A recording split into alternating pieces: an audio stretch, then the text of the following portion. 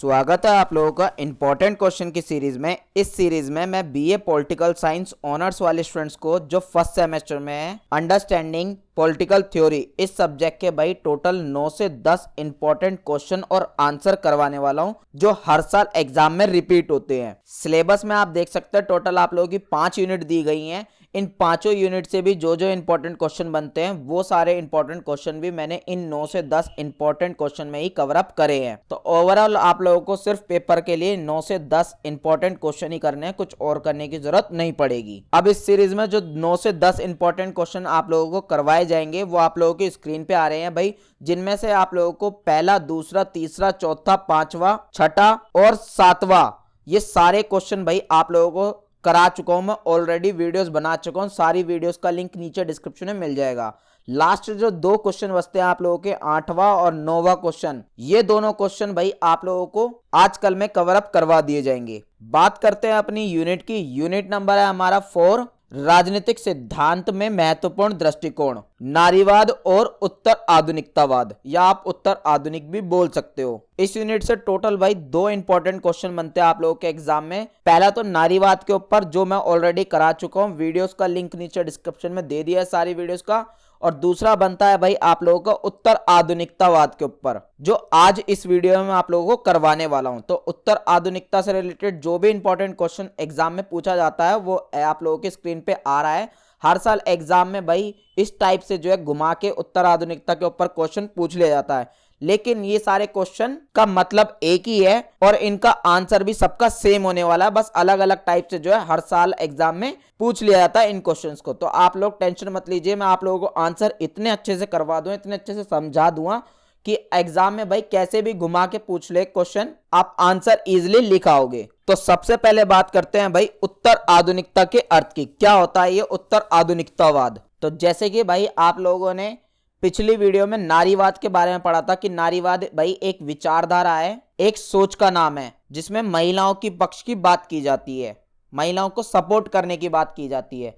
उसी तरीके से भाई उत्तर आधुनिकतावाद भी एक विचारधारा है, एक विचार का नाम है। तो इसमें किन किन बातों को सपोर्ट किया जाता है, इस विचार में कौन कौन सी बातें आती हैं, वो सब आप लोगों को अच्छे से समझाऊंगा। पहले आप इस वर्ड को देखो, आधुनिकता। ये वर्ड भाई आप लोगों को सुना सुना सा लग रहा होगा, क्योंकि ये वर्ड जो है भाई समय के लिए यूज होता है, टाइम को दिखाने के लिए यूज होता है। जैसे फॉर एग्जाम्पल भाई आप लोगों ने प्राचीन काल के बारे में सुना होगा, यानी कि पुराना जो टाइम था उसके कहते थे हम प्राचीन काल। फिर भाई आप लोगों ने मध्य काल के बारे में सुना होगा, और फिर सुना होगा आप लोगों ने आधुनिक काल के बारे में, यानी कि मध्यकाल जो बीच का टाइम था उसे मध्यकाल बोल दिया जाता है, और जो प्रेजेंट टाइम चल रहा होता है, जो मॉडर्न टाइम चल रहा होता है, उसे आधुनिक काल बोल दिया जाता है। इसी तरीके से भाई आधुनिक काल के बाद जो टाइम आएगा उसे भाई उत्तर आधुनिक काल जो है बोल दिया जाएगा। उत्तर का मतलब ही होता है भाई बाद में, यानी कि आधुनिकता के बाद में, तो उत्तर आधुनिकता बोल दिया अगले टाइम को। तो अब यहाँ पे भाई आप लोगों को उत्तर आधुनिकता शब्द का मतलब समझ में आ गया होगा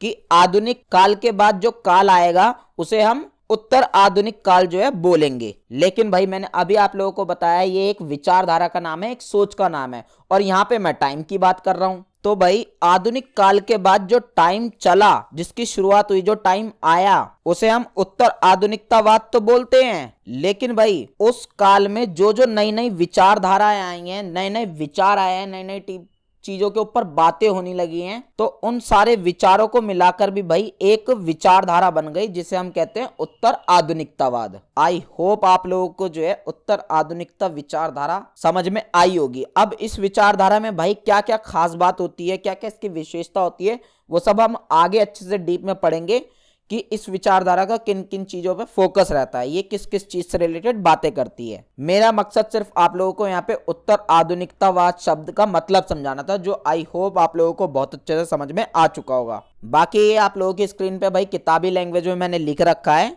थोड़ी आप लोगों की एडिशनल इन्फॉर्मेशन के लिए, तो ये आप खुद से पढ़ लीजिएगा, लिंक नीचे डिस्क्रिप्शन में मिल जाएगा नोट्स का। अब भाई उत्तर आधुनिकता का विकास भी आप अगर देखोगे तो ये भी मैं ऑलरेडी आप लोगों को समझा ही चुका हूं। वो कैसे? वो ऐसे भाई, इस टॉपिक में भी आप लोगों को यही चीज समझा रखी है कि उत्तर आधुनिकता ये जो विचारधारा है ये कैसे आई है, कब आई है, इसका विकास कैसे हुआ।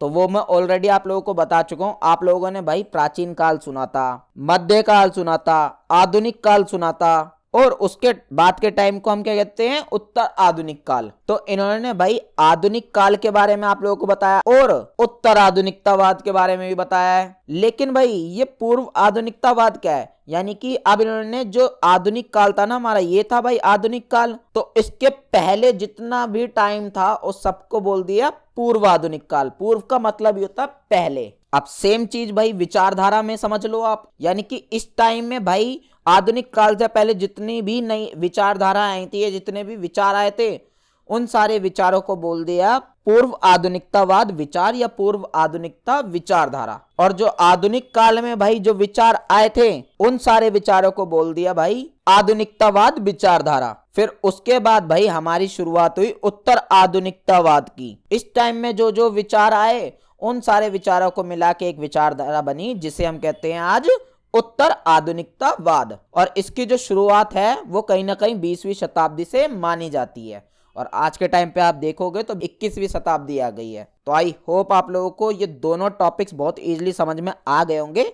आप खुद से एक बार पढ़ लीजिएगा ये सारी चीजें, लिंक नीचे डिस्क्रिप्शन में मिल जाएगा नोट्स का। बात कर लेते हैं अब भाई यहाँ पे कुछ परिभाषा की उत्तर आधुनिकतावाद की, क्योंकि भाई पेपर के लिए आप लोगों को परिभाषा लिखना बहुत जरूरी है। कम से कम 3 याद रखना। अगर आप एक 3 डेफिनेशन लिखते हो पेपर में, तो आप लोगों के मार्क्स जो है, आपका जो आंसर है वो थोड़ा कैची बनेगा और मार्क्स इंक्रीज होंगे। तो पहले इंसान है भाई परिभाषा देने वाले जॉर्ज रिट्जर। तो ये क्या कहते हैं भाई, ये कहते हैं उत्तर आधुनिकतावाद का मतलब जो है ना भाई, वो एक ऐतिहासिक काल से है। यानी कि ये कहते हैं उत्तर आधुनिकतावाद एक ऐसा काल है जो आधुनिकता के बाद आया है। और यही चीज मैं आप लोगों को बताया, आधुनिक काल है, आधुनिक काल के बाद उत्तर आधुनिक काल आया है। तो यहाँ पे ये भी यही कह रहे हैं कि जो उत्तर आधुनिकता काल है ये आधुनिकता के बाद आया है, जिसमें क्या होता है भाई, समस्त कलाएं, यानी कि उत्तर आधुनिकता के टाइम पे भाई बहुत सारे नए नए टाइप के विचार निकल के आए, जिनकी पहले कभी बात भी नहीं हुई थी, और बहुत सारी नई नई जो है इन्वेंशन हुई है। तो इस वजह से इन्होंने बोला जिसमें सारी कलाएं हैं, सारे टाइप की जो चीजें आ गई हैं, और इन सारी चीजों को जो है सूक्ष्म दृष्टिकोण से देखा जाता है, उनका मतलब पूरा डिटेल जो है हम ले सकते हैं। यही उत्तर आधुनिकता काल है। आज के टाइम पे भाई प्रेजेंट टाइम में एआई भी आ चुका है, और आप जानते ही हो भाई एआई की पावर क्या है। तो इस पूरे काल को या इस पूरे टाइम पीरियड को, और ये जो नई नई चीजें आ रही हैं, इन सब चीजों को ये उत्तर आधुनिकता काल मेनली बोल दिया गया है। अगले हैं भाई हमारे जेमिसन। ये क्या कहते हैं, ये कहते हैं भाई जो उत्तर आधुनिकतावाद है ना, वो क्या है, वो पूंजीवाद के विकास के बाद जो स्थिति आई है उसे हम उत्तर आधुनिकतावाद बोल देते हैं। आप लोगों ने भाई पूंजीवाद वगैरह पढ़ा है पिछली वीडियो में, तो मैं दोबारा रिपीट नहीं करूंगा भाई। तो पूंजीवाद का जो विकास हो चुका है ना, उसके बाद जो स्थिति आई है, उस स्थिति को इन्होंने क्या बोला है, उत्तर आधुनिकतावाद। जिसमें भाई इन्होंने उपभोक्ता को ज्यादा महत्व दिया है, यानी कि कस्टमर्स को ज्यादा महत्व दिया है, कंपनियों वगैरह को थोड़ा कम महत्व दिया है। और आज के टाइम पे अगर देखे भी तो कंपनी की इतनी वैल्यू हो ना हो, लेकिन कस्टमर्स की बहुत ज्यादा वैल्यू की जाती है। और आज का टाइम ही भाई क्या चल रहा है, उत्तर आधुनिकता का टाइम ही तो चल रहा है। बढ़ते हैं भाई नेक्स्ट डेफिनेशन की ओर, जो है हमारी कृष्णदत्त पालीवाल के अनुसार। ये क्या कहते हैं भाई, ये कहते हैं कि जब से साइंस आई है ना भाई, साइंस बहुत एक अच्छी चीज है, लेकिन साइंस में जैसे जैसे भाई नई नई खोज होती चली गई, तो उनमें कुछ खोजें भाई ऐसी भी हुई हैं जो दमनकारी है, यानी कि जो बेकार है, जो मानव के जीवन को खत्म कर सकती है, ऐसी खोज है। तो उन सारी खोजों से मुक्ति पाने के लिए, छुटकारा पाने के लिए जो लोगों ने विचार दिए थे अपने अपने 19वीं शताब्दी के मध्य में, उन सारे विचारों को ही मिला के एक विचार बना है, जिसे उत्तर आधुनिकतावाद बोला है। कृष्णदत्त पालीवाला बोल सकते हो, या पालीवाल भी आप बोल सकते हो। फोर्थ डेफिनेशन देखते हैं भाई गोपीचंद नारंग के अनुसार। ये कहते हैं भाई जो उत्तर आधुनिकतावाद सिद्धांत है ना, या विचारधारा आप कह रहे हो, ये कोई एक सिद्धांत नहीं है या एक विचारधारा नहीं है, बल्कि बहुत सारे अनगिनत सिद्धांतों के नाम है उत्तर आधुनिकतावाद। इनडायरेक्टली ये कहना चाह रहे हैं जो उत्तर आधुनिकतावाद ये विचारधारा है, इसमें बहुत सारे नए नए विचार है, इसमें पुराने भी बहुत सारे नए नए विचार हैं, इसमें बहुत सारे अनगिनत जो है विचार भरे पड़े हैं, जिसमें भाई जो पहले की बेकार की परंपराएं हैं या पुराने जो विचार है जिनका अब कोई यूज नहीं रहा है, उनको तो खत्म कर दिया, और उन सबको भाई खत्म करके नई संस्कृति का विचार आया या नए नए विचार आए, उन सारे विचारों से मिलके एक विचार बना जिसे हम उत्तर आधुनिकतावाद बोलते हैं। और ये जो विचार है ये भाई आधुनिकता के बाद ही आया है, तभी हम इसे उत्तर आधुनिकतावाद बोलते हैं। उत्तर का मतलब ही होता है भाई बाद में, तो यानी कि आधुनिकता के बाद में जो टाइम आया या जो विचार आया उसे हम उत्तर आधुनिकतावाद बोलते हैं। लास्ट डेफिनेशन देखते हैं या लास्ट आप परिभाषा बोल सकते हो, वो है भाई हमारी जगदीश्वर चतुर्वेदी के अनुसार। ये कहते हैं कि भाई जो उत्तर आधुनिकतावादी आया है ना, एक विचारधारा जो आई है या एक टाइम आप भी बोल सकते हो, ये पृथ्वी पर भाई एक नए युग की शुरुआत है जिसने भाई आधुनिकता को बिल्कुल खत्म कर दिया है और नए नए टाइप के जो है भाई ये इन्वेंशन कर रहा है, नए नए टाइप के जो है परिवर्तन ला रहा है पूरे समाज में, पूरे युग में, पूरी पृथ्वी पे। आई होप आप लोगों को पांचों डेफिनेशन बहुत इजीली समझ में आ चुके होंगे भाई। 3 मिनिमम याद रखना पेपर के लिए। बात करते हैं भाई अपने जो आप लोगों को पेपर में लिखना बहुत ज्यादा जरूरी है, वो है भाई हमारा उत्तर आधुनिकतावाद की मान्यताएं या मूल सिद्धांत कह लो या प्रासंगिकता कह लो, महत्व कह लो या विशेषताएं बोल लो। अब यहां से भाई मेन आप लोगों की ये विचारधारा शुरू होगी। मैंने आप लोगों को जस्ट मतलब समझा दिया था उत्तर आधुनिकतावाद का, बट इस विचारधारा में कौन से विचारों को सपोर्ट किया जाता है, किन बातों को सपोर्ट किया जाता है, वो सब आप लोगों को पता होनी जरूरी है। तो वो अब यहाँ पे आप जानोगे। पेपर में भाई आप लोगों से पूछ लिया जाता है कभी कभी मान्यता बताओ या मूल सिद्धांत बताओ या प्रासंगिकता बताओ, महत्व बताओ, विशेषता बताओ, सब एक ही चीज है। आप लोगों को यही सारी चीजें लिखना है जो मैं अब आप लोगों को बताने जा रहा हूं। तो भाई जो उत्तर आधुनिकता ये जो विचारधारा है ना, इसकी विशेषताओं के बारे में स्टीफन हिक्स ने एक बुक लिखी थी, उसमें थोड़ी अच्छे से डिटेल में समझाया गया है। और स्टीफन हिक्स की वो बुक का नाम क्या था भाई? उनकी बुक का नाम ही उत्तर आधुनिकतावाद है हिंदी में। इंग्लिश में बोले तो भाई पोस्ट मॉडर्निज्म, और उत्तर आधुनिकतावाद को ही भाई इंग्लिश में पोस्ट मॉडर्निज्म बोला जाता है। तो पहली विशेषता भाई इसकी ये है वास्तविक समाज। तो उत्तर आधुनिकतावाद के जो विचारक है, जो सपोर्टर्स है, जो इस विचारधारा को मानते हैं, ऐसी सोच रखते हैं, वो लोग क्या कहते हैं? वो कहते हैं भाई आप जिस समाज को आज के टाइम पे देख रहे हो वही सत्य है, जो चीज आप देख पा रहे हो वही रियलिटी है, और जिस चीज में आप विश्वास रखते हो वही रियलिटी। यानी कि तुम जिस चीज पर भरोसा रख रहे हो, जो चीज तुम देख रहे हो वही सत्य है और कुछ नहीं है। कोई आप लोगों को बहका रहा है कि ये चीज गलत है, ये चीज सत्य नहीं है, तो ऐसा कुछ नहीं है। तुम जिस चीज को देख रहे हो, जिस चीज में विश्वास रख रहे हो वही सत्य है, उसके अलावा और कुछ सत्य नहीं है। फॉर एग्जाम्पल भाई बहुत से लोग ईश्वर में विश्वास रखते हैं और बहुत से लोग ईश्वर में विश्वास नहीं रखते। तो यहाँ पे भाई उत्तर आधुनिकतावादी ये कहते हैं कि जो चीज तुम मान रहे हो, जिस चीज में तुम्हारा विश्वास है, वो चीज ही सत्य है, या वो चीज आप लोगों को दिखाई देनी चाहिए। तो भाई ईश्वर हमें दिखाई तो नहीं देता, लेकिन हम ईश्वर में विश्वास रखते हैं, इस वजह से ईश्वर सत्य है। दूसरा मूल सिद्धांत है भाई ये धर्म विरोधी है। अभी मैंने आप लोगों को बताया कि भाई ये जो उत्तर आधुनिकतावाद की जो विचारधारा है, ये आज के टाइम की विचारधारा है, यानी कि प्रेजेंट टाइम में चल रही है ये विचारधारा। इसमें नए नए विचार जुड़ रहे हैं और आज के टाइम पे जो विचार चल रहे हैं वही सारे विचार इसमें आते हैं। इसी वजह से भाई जो इस विचारधारा को सपोर्ट करते हैं उन लोगों का मानना क्या है कि भाई धर्म जैसी कुछ भी चीज नहीं होती, ईश्वर जैसी कुछ भी चीज नहीं होती। ईश्वर को ये एक बार को बोलते भी है, ईश्वर में आप विश्वास रखते हो, बहुत अच्छी चीज है। ईश्वर आप लोगों के मन में होता है, कहीं और नहीं होता। मंदिर मस्जिद वगैरह में ईश्वर नहीं होता, ईश्वर हम लोगों में ही है, इंसानों में ही ईश्वर है, क्योंकि हम ईश्वर जैसी चीज पे विश्वास रखते हैं। इस वजह से ईश्वर तो सत्य है, लेकिन अगर आप भाई उन्हें मूर्ति वगैरह में देख रहे हो, मंदिर वगैरह में देख रहे हो, तो वो ईश्वर सत्य नहीं है, उस ईश्वर जैसी कुछ भी चीज नहीं है। ऐसा बोलना है भाई ये उत्तर आधुनिकतावादियों का। इसके साथ साथ भाई धर्म का तो ये खुलकर विरोध करते हैं। ये कहते हैं भाई धर्म जैसी कुछ चीज होती ही नहीं है। उल्टा जो धर्म है ना भाई, ये मनुष्य के विकास में बाधा बनकर बैठा हुआ, बाधा डालता बहुत बड़ी। इसकी वजह से ही भाई मनुष्य जो है आज के टाइम पे तरक्की नहीं कर पाता। क्योंकि आप देखोगे भी भाई नॉर्मली मनुष्य क्या है आजकल भाई हिंदू मुस्लिम धर्म वगैरह में ही फंसे हुए हैं, इन्हीं चीजों में ही भटके रह जाते हैं, यही चीजों में ही फंसे रह जाते हैं। और उत्तर आधुनिकतावादी लोग भाई इसी चीज का विरोध कर रहे हैं, कहते हैं धर्म जैसी कुछ भी चीज नहीं होती है। कहते तो भाई ये ईश्वर को भी है, लेकिन ये आगे कहते हैं ईश्वर जो है हमारे मन में है। मूर्ति वगैरह में ढूंढोगे तो वो ईश्वर नहीं है, वो जस्ट एक मूर्ति है। ईश्वर कहाँ है? वो हमारे मन में है, इंसानों में है ईश्वर। तो धर्म के भाई बहुत ज्यादा कट्टर विरोधी हैं ये लोग। अगला भाई इनकी जो मूल सिद्धांत है या विशेषता है वो है भाई ये समुदाय को बहुत महत्व देते हैं। समुदाय मतलब ग्रुप्स वगैरह को बहुत ज्यादा महत्व देते हैं। कहते हैं भाई जो समाज है ना भाई, पूरे समाज में चाहे आप किसी भी व्यक्ति को देख लो, वो अपना पूरा जीवन एक ग्रुप में ही व्यतीत करता है। आप एक परिवार को ही ले लो भाई, आपका जो परिवार है एक तरीके से वो भी तो एक पूरा ग्रुप ही हुआ, आप लोगों की फैमिली का ग्रुप। तो इस वजह से ये उन्हें बहुत ज्यादा महत्व देते हैं। ये कहते हैं कि भाई व्यक्ति जो है ना वो अपने आप को समुदाय से अलग नहीं कर सकता। क्यों? क्योंकि भाई कभी ना कभी उसको अपने अपने जीवन में समुदाय की जरूरत जरूर पड़ेगी। क्या आप सोचो, आप अपनी फैमिली से खुद को अलग कर सकते हो? नहीं भाई। क्यों?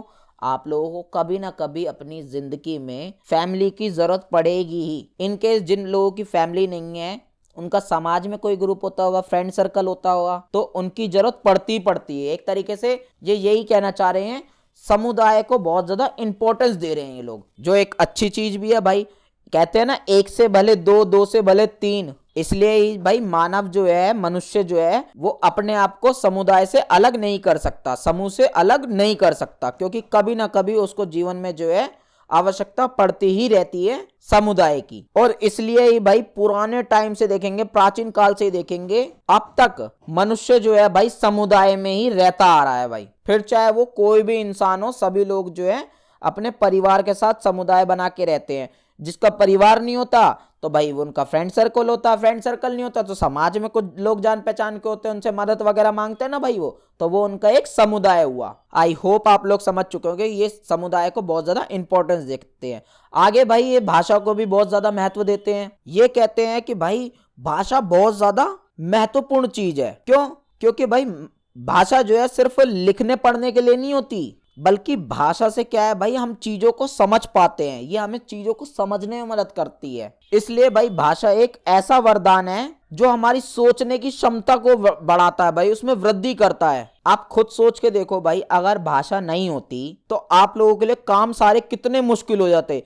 एक इंसान को जो आप इजीली समझ जाते हो, उसकी बातों से समझ जाते हो, उसकी बात सुन लेते हो, वो आप लोगों को कुछ बता रहा है, वो सब चीजें कम्युनिकेशन इतनी इजीली कर लेते हो, वो सब चीजें पॉसिबल थी नहीं भाई। तो यहाँ पे यही कह रहे हैं कि जो भाषा है ना भाई, ये बहुत ज्यादा इंपॉर्टेंट चीज है। अगर ये चीज नहीं होती भाई तो आप चीजों को नहीं समझ पाते, क्योंकि भाषा भाई हमें चीजों को समझने में मदद करती है। इसलिए ये एक वरदान जैसी चीज है। आगे भाई ये क्रांति वगैरह को भी बहुत ज्यादा महत्व देते हैं। ये कहते हैं कि भाई अगर तुम्हें समाज में बदलाव लाना है, कुछ परिवर्तन करना है, तो उस चीज के लिए भाई क्रांति कर दो। क्रांति से भाई इनका मतलब है कि तुम्हें हिंसा करना पड़े, संघर्ष करना पड़े, करो भाई, पर उस चीज को बदलो। फॉर एग्जाम्पल भाई ये लोग कहते हैं जो समाज में जो पुरानी परंपराएं चल रही हैं सारी, जिससे भाई कुछ लोगों को दबाया जाता है, कुछ लोग भाई उत्पीड़न हो रहे हैं उस परंपराओं की वजह से।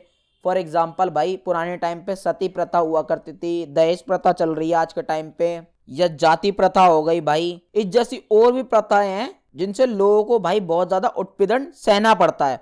तो ये कहते हैं भाई आधुनिकतावादी लोग, ये कहते हैं इन सारी परंपराओं को हमें खत्म कर देना चाहिए, और खत्म करने के लिए भाई हमें क्रांति करना चाहिए। इसके साथ साथ भाई यहीं पे आप लोगों का दूसरा पॉइंट भी बनता है कि भाई ये जो है पुरानी परंपराओं को भी नहीं मानते हैं। ये कहते हैं भाई पुरानी परंपराएं जितनी भी थी सब बेकार है, क्योंकि इनसे क्या होता है भाई, उत्पीड़न होता है लोगों का। ये जो पुराने रीति रिवाज हैं, परंपराएं हैं, ये धर्म वगैरह जो लोग मानते आ रहे हैं, इन सब से क्या होता है भाई, लोगों का विकास रुकता है भाई, लोग अपना विकास नहीं कर पाते, लोग इन्हीं के चक्कर में फंसे रह जाते हैं जिंदगी भर, क्योंकि ये सारी चीजें भाई लोगों को भटका के रखती हैं उनके लक्ष्यों से। तो एक एडिशनल पॉइंट मैंने आप लोगों को बता दिया, आप अलग से लिख लीजिएगा। आगे है भाई शिक्षा को बहुत ज्यादा महत्व देते हैं भाई ये लोग। ऑब्वियस सी बात है भाई, आज के टाइम की बात कर रहे हैं, आधुनिक उत्तर आधुनिक जो विचारधारा है, आज के टाइम की विचारधारा है ना भाई ये। और आज के टाइम पे आप लोगों को पता ही है भाई शिक्षा को कितना ज्यादा महत्व दिया जाता है। लेकिन भाई ये ऐसी शिक्षा को महत्व नहीं देते कि धर्म की शिक्षा करो या धर्म शास्त्रों की शिक्षा करो। ये कहते हैं नहीं, ये सब चीजें बकवास है, धर्म को तो ये बिल्कुल ही विरोध करते हैं। ये कहते हैं पढ़ना है ना तो कुछ अच्छी चीजें पढ़ो, शिक्षा लो, नॉलेज लो, ज्ञान लो, लेकिन धर्म से तो बिल्कुल भी मत लो, धर्म शास्त्र वगैरह मत पढ़ो, अच्छी चीजें पढ़ो और ऐसी चीजें पढ़ो जिससे भाई पिछड़े वर्ग का विकास हो सके, जिससे आप अपना विकास कर सको। ऐसी चीजों की शिक्षा लो, ऐसी चीजों का ज्ञान लो। इसलिए ही भाई ये आधुनिकतावादी आगे महिलाओं को, गरीब लोगों को, मजदूर लोगों को सलाह देते हैं शिक्षा लेने की। ये कहते हैं भाई शिक्षा लो ज्यादा से ज्यादा। अगर आप महिला हो, अगर आप गरीब हो, अगर आप मजदूर हो, तो तो आप ज्यादा से ज्यादा शिक्षा लेने की कोशिश करो। अगर आप शिक्षा लोगे तो भाई आप जो है एक बढ़िया इंसान बन जाओगे, एक समाज में आप लोगों की पर्सनैलिटी बन जाएगी, आप अपना विकास कर पाओगे। और ये सब तभी हो पाएगा जब आप शिक्षित हो जाओगे। नेक्स्ट पॉइंट है भाई हमारा उत्पीड़न के विरुद्ध आवाज। ये भाई आवाज लिखा है, बल्कि ये आवाज है, जा लगा लेना लास्ट में। और भी भाई बहुत सी टाइपिंग मिस्टेक्स मैंने देखी हैं, आप टेंशन मत लो, जब मैं ये नोट्स लिंक नीचे डिस्क्रिप्शन में दे दूंगा तो ये सारी टाइपिंग मिस्टेक्स जो है ठीक करूंगा पहले, एंड देन फिर आप लोगों को दूंगा। तो भाई ये उत्तर आधुनिकतावादी जो लोग हैं ये उत्पीड़न के भाई बिल्कुल ही खिलाफ हैं। ये कहते हैं जो समाज में उत्पीड़न वगैरह हो रहा है ना लोगों के साथ, जो बहुत ज्यादा गलत हो रहा है ना, सताया जा रहा है, उनके साथ उत्पीड़न हो रहा है, कुछ लोगों को दबाया जाता है जबरदस्ती, या एक इंसान दूसरे इंसान पर अपना हक जताता है, बहुत ज्यादा उसे दबाने की कोशिश करता है, तो ये सब चीजें बहुत ज्यादा बेकार है। इन सारी समस्याओं को भाई सभी इंसानों को, सभी लोगों को मिलकर जो है सॉल्व करना पड़ेगा, तभी जाके जो है ये सारी प्रॉब्लम खत्म होंगी, अदरवाइज नहीं होंगी। तो उत्पीड़न के भी भाई पूरी तरीके से खिलाफ है। ये आप लोगों का नेक्स्ट पॉइंट था। अगला पॉइंट देखते हैं भाई हमारा, जो है भाई ये तर्क का बहुत ज्यादा विरोध करते हैं, आर्ग्यूमेंट का बहुत ज्यादा विरोध करते हैं, क्योंकि भाई कहीं ना कहीं इन उत्तर आधुनिकतावादियों का ये मानना है कि जो पुराना टाइम था, जो प्राचीन काल था, जो आधुनिक टाइम से जो पहला जो प्राचीन काल बताया था मैंने आप लोगों को, उस टाइम में क्या होता था, जो राजा और चर्च था भाई वो आम जनता को अंधकार में रखते थे और उन पर बहुत ज्यादा अत्याचार करते थे भगवान के नाम पे। और जब आधुनिक काल आया उस टाइम पे भाई अमीर लोग जो है वो मजदूर लोगों से कम पैसों में ज्यादा काम करवा के खुद तो अमीर होते चले गए और गरीब लोग और गरीब होते चले गए, यानी कि ये भी एक तरीके से उत्पीड़न करते चले गए उन सभी लोगों का। तो ये उत्तर आधुनिकतावादी लोग भाई इस वजह से ही तर्क को बुरा मानते हैं, क्योंकि इनका मानना यही है कि भाई ये जो उत्पीड़न हुआ है ना आधुनिक काल में और प्राचीन काल में, इसके पीछे मेन कारण ही तर्क था। अगर इंसान में इतनी बुद्धि नहीं आती तो ये सब उत्पीड़न वगैरह नहीं करते, ना ज्यादा अमीर बनने की कोशिश करते ये लोग, सब लोग फिर समान होते समाज में। तो इस वजह से ये तर्क को बुरा मानते हैं। अगला है भाई हमारा लोकातीत का विरोध। लोकातीत यानी कि आप सुप्रीम अथॉरिटी बोल सकते हो। ये कहते हैं कि भाई जो हमें आंखों से दिख रहा है ना सिर्फ वही है, सिर्फ वही सत्य है। हम ऐसा मानते हैं ना कि भाई बादलों के ऊपर भगवान बैठा है, या एक बहुत बड़ा शैतान भी बैठा है जो नरक में होता है, और जो स्वर्ग होता है उसमें भाई भगवान बैठे होते हैं, वो बहुत बड़ी पावर है। तो ये कहते हैं ऐसा कुछ भी नहीं है, स्वर्ग और नरक जैसी कुछ भी चीज नहीं होती है। जो हम देख पाते हैं सिर्फ वही सत्य है, जो हमें दिख रहा है सिर्फ वही सत्य है। इस वजह से भाई ये ईश्वर को भी नकारते हैं, कहते हैं ईश्वर जैसी भी कुछ चीज नहीं होती है। इंसान को पता है भाई उसका सही और गलत क्या है, इसलिए भाई ईश्वर जैसी कुछ भी नहीं चीज होती जो हमें बताएंगे कि क्या सही है और क्या गलत है, ऐसी कुछ भी चीज नहीं होती। सबसे बड़ा ईश्वर जो है वो हमारे खुद के मन में है। अपने अंदर झांको तब जाके तुम्हें सबसे बड़ा ईश्वर जो है मिलेगा। अब लास्ट जो इनका मूल सिद्धांत है, ये लास्ट विशेषता आप बोल सकते हो, वो है भाई वैश्वीकरण का विस्तार। ये भाई बहुत ज्यादा महत्व देते हैं वैश्वीकरण को। ये कहते हैं ज्यादा से ज्यादा हमें वर्ल्ड से जो है कनेक्ट होना चाहिए, वर्ल्ड के लोगों से जुड़ना चाहिए, हमें दूसरे देशों के साथ व्यापार करना चाहिए, बड़ी बड़ी कंपनी हमारे देशों में आना चाहिए, हमारे देश के दूसरे देशों में जाके कंपनी लगाना चाहिए, हमें अंतरराष्ट्रीय जो अर्थव्यवस्था होती है या संस्कृति होती है उसका प्रचार प्रसार करना चाहिए। तो ये वैश्वीकरण को बहुत ज्यादा जो है बढ़ावा देते हैं भाई। आई होप आप लोगों को ये सारे मूल सिद्धांत, विशेषता कह लो, महत्व कह लो, सब समझ में इजिली आ गए होंगे। इन्हें थोड़ा थोड़ा और एक्सटेंड करके आप पेपर में लिख सकते हो, अदरवाइज आप एज इट इज भी लिखोगे तब भी आप लोगों का आंसर जो है प्रॉपर सही माना जाएगा। अब लास्ट भाई इतनी सारी अच्छाइयां देख ली तो थोड़ी बहुत बुराइयां भी हम देख ही लेते हैं, क्योंकि जब आप बुराइयां लिखोगे तभी आप एक प्रॉपर आंसर बन पाएगा। तो आप बुराइयां बोल लो या आलोचनाएं बोल लो या मूल्यांकन बोल लो, पेपर में किसी भी तरीके से पूछ लेते हैं तो आपको लिखना यही है। तो इनकी पहली जो बुराई करी है आलोचकों ने, बुराई करने वाले लोगों ने, वो ये की है कि भाई ये जो आधुनिकतावादी लोग है ना, उत्तर आधुनिकतावादी, वो धर्म और ईश्वर को बिल्कुल भी नहीं मानते, उनका विरोध करते हैं। ये बहुत ही ज्यादा विरोध करते हैं, ये कहते हैं ऐसी भी कुछ चीज नहीं होती। वहीं दूसरी तरफ भाई आलोचक करने वाले, बुराई करने वाले लोग ये कहते हैं कि इनकेस चलो हमने मान भी लिया समाज में धर्म जैसी कुछ भी चीज नहीं है, ईश्वर जैसी कुछ भी चीज नहीं है, लेकिन भाई इस चीज से तो और ज्यादा सिचुएशन ऐसी मिल जाएगी लोगों को कि वो दोबारा से कोई नया धर्म बना लेंगे, नया ईश्वर ढूंढ लेंगे। क्योंकि पहले भी कहीं ना कहीं जब इंसान धरती पे आया था तब भी कोई ईश्वर या धर्म जैसी कुछ चीज थोड़ी थी, लेकिन फिर भी इंसानों ने धीरे धीरे करके जो है धर्म बना लिए, ईश्वर जैसी चीजों को बना लिया, ऐसा कहना है भाई आलोचकों का। तो ये कहते हैं जो समाज में हो रहा है उसी को एक्सेप्ट कर लो, धर्म जो है, ईश्वर जो है, जो अभी फिलहाल मानते हैं लोग, उन्हीं को एक्सेप्ट कर लिया जाए, वही काफी है, ऐसा बोलते हैं भाई आलोचना करने वाले लोग। आगे भाई आलोचना करने वाले लोग ये कहते हैं कि जो उत्तर आधुनिकतावाद का ये जो विचारधारा, ये जो सिद्धांत है, इसमें भाई बहुत सारी अच्छी अच्छी बातें तो बताई गई हैं, बहुत सारे अच्छे अच्छे विचार तो हैं, लेकिन सामाजिक संरचना के बारे में कहीं भी विचार नहीं है, समाज के बारे में कहीं भी विचार नहीं दे रखा भाई पूरी विचारधारा में, उनसे रिलेटेड कोई बात नहीं है। जबकि भाई हम सब्जेक्ट कौन सा पढ़ रहे हैं, राजनीतिक सिद्धांत पढ़ रहे हैं, पॉलिटिकल थ्योरी पढ़ रहे हैं, और पॉलिटिकल थ्योरी में भाई अगर समाज की बात ना हो, सामाजिक संरचना की बात ना हो, तो वेस्ट हो गया ना भाई ये सिद्धांत। तो यही कहना चाह रहे हैं एक तरीके से आलोचना करने वाले लोग। थर्ड आलोचना देखते हैं भाई। थर्ड जो आलोचना करने वाले लोग हैं भाई वो पूंजीवादी विचारक है, यानी कि पूंजीवादी जो लोग हैं ना, जो पूंजीवादी विचारधारा को मानते हैं, वो लोग आलोचना करते हैं। क्यों? क्योंकि भाई जो उत्तर आधुनिकतावादी जो विचारक हैं, ये कहीं ना कहीं भाई इनके विचारों में पिछड़े हुए वर्ग का समर्थन दिखता है, यानी कि जो लोग पिछड़े हुए हैं, बहुत दबाए गए हैं इतिहास में भी और आज भी जो दबाए जा रहे हैं, उनका सपोर्ट करते हुए दिखते हैं ये उत्तर आधुनिकतावादी विचारक। और बाकी जो समाज में अमीर लोग होते हैं या और कोई जो लोग होते हैं, उनकी कहीं से कहीं तक बात नहीं की गई है, सिर्फ और सिर्फ जिनको सताया गया है, जिनका उत्पीड़न हो रहा, उनके सपोर्ट की ही बात करते हैं। तो इस वजह से भाई पूंजीवादी लोग इनकी आलोचना करते हैं। अगली भाई आलोचना जो है वो है भाई इनकी कि भाई ये जो उत्तर आधुनिकतावादी लोग है ना, ये परंपराओं को बुरा तो मानते हैं, और भाई होती भी है कुछ परंपराएं। क्या सभी परंपराएं बुरी होती है क्या भाई? नहीं भाई, सभी तो बुरी नहीं होती, बहुत सी परंपराएं अच्छी भी है, मानते हैं भाई बहुत सी परंपराएं बुरी भी है, लेकिन ये सभी को बुरा मानते हैं, सारी परंपराओं को बुरा मानते हैं। तो कहीं ना कहीं ये बात बोल के भी इनकी आलोचना की गई है कि भाई सारी परंपराएं जो है बुरी नहीं होती, जो सही परंपराएं हमें उन्हें एक्सेप्ट करना चाहिए, उन्हें मानना चाहिए। अब लास्ट आलोचना और देख लेते हैं भाई, इनकी लास्ट बुराई और देख लेते हैं, जो है कि भाई ये जो उत्तर आधुनिकतावादी लोग है ना, इन्होंने भाई पॉजिटिव बातें नहीं बोली, नेगेटिव बातों पे ज्यादा ध्यान दिया है। इन्होंने चीजों की जो है नेगेटिविटी ज्यादा निकाली, यानी कि हर चीज में नेगेटिविटी ढूंढी है इन्होंने ज्यादातर, पॉजिटिविटी की कहीं भी बात नहीं करी, सकारात्मकता की कहीं भी बात नहीं करी, नेगेटिविटी की बात करते चले गए। तो आलोचकों ने भाई कहीं ना कहीं ये बातें बोल के इनकी आलोचना करी है, एक कमी गिनवाई है। आई होप आप लोगों को ये उत्तर आधुनिकतावाद का भी पूरा टॉपिक अच्छे से समझ में आ चुका होगा। एग्जाम में आप क्वेश्चन कैसे ही पूछ ले, आप लोगों को भाई शुरू से लेके लास्ट तक पूरा एज इट इज एक्सप्लेन कर देना है, कुछ अपने पास से ही बना के ऐड करने की कोशिश करना, अदरवाइज ऐसे भी पेल सकते हो, कोई दिक्कत नहीं होगी। नोट्स का लिंक नीचे डिस्क्रिप्शन में दे दिया है मैंने। बदले में भाई बस सिर्फ और सिर्फ आप लोगों का प्यार चाहिए। चैनल को सब्सक्राइब जरूर कर देना, वीडियो को लाइक जरूर कर देना, और एक प्यारा सा कॉमेंट जरूर छोड़ देना मेरी मोटिवेशन के लिए। मिलते हैं नेक्स्ट वीडियो में। जय हिंद, जय भारत।